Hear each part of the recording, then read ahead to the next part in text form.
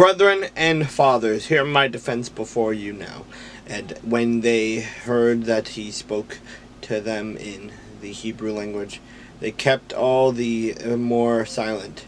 Then he said, I am indeed a Jew born in Jew towards Tarsus of Cilicia, and brought up in this city at the feet of Gamaliel, taught according to the strictness of our father's law, and was zealous toward God as you all are today. I persecuted this way to the death, binding and delivering into the prisons both men and women, as also the high priest bears me witness, and all the council of the elders, from whom I was received letters to the brethren, and when to Damascus to bring in chains even those who were there to Jerusalem to be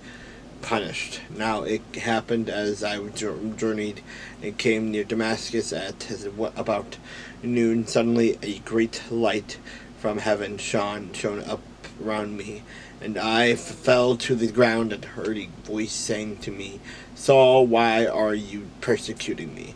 So I answered, Who are you, God, Lord? And he said to me, I am Jesus of Nazareth, whom you are persecuting.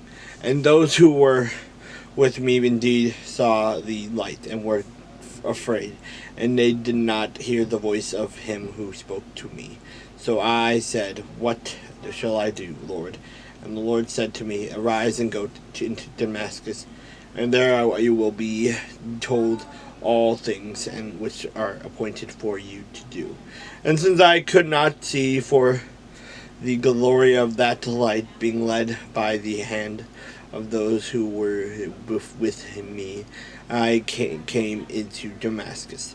Then a certain Ananias, a devout man, according to the law, having a good testimony with all the Jews who dwelt there, came to me, and he stood and said to me, Brother Saul, receive your sight. And at that same hour I looked up to him. Then he said, the God of our fathers has chosen you, that you should know his will, and see the just one, and hear the voice of his mouth. For you will be his witness to all men of what you have seen and heard.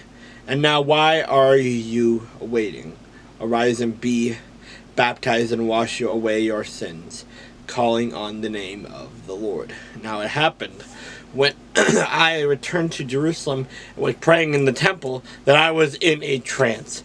And I saw him saying to me, make haste and get out of Jerusalem quickly, for they will not receive your testimony concerning me. So I said, Lord, they know that in every synagogue I imprisoned and beat those who believe on you. And when the blood of your martyr Stephen was shed, I also was standing by, consenting to his death, and guarding the clothes of those who were killing him. Then he said to me, Depart, for I will send you far from here to the Gentiles.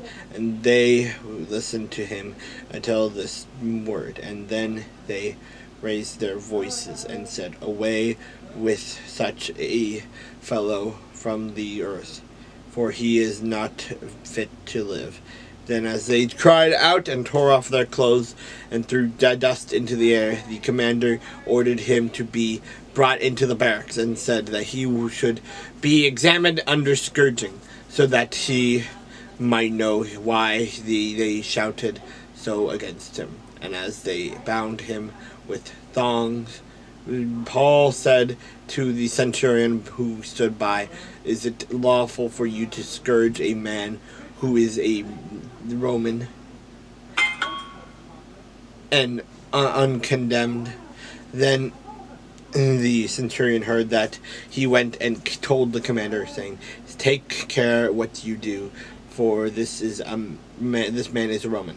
Then the commander came and said to him, Tell me all you Are you a Roman? He said yes. The commander answered, with a large sum of I obtained this citizenship. And Paul said, but I was born a citizen. Then immediately those who were about to examine him withdrew from him, and the commander was also afraid after he found out that he was a Roman, and because he had bound him. And the next day, because he wanted to know for certain why he was accused by the Jews, he released him from his bonds and commanded the chief priests and all their council to appear, and brought Paul down and set him before them.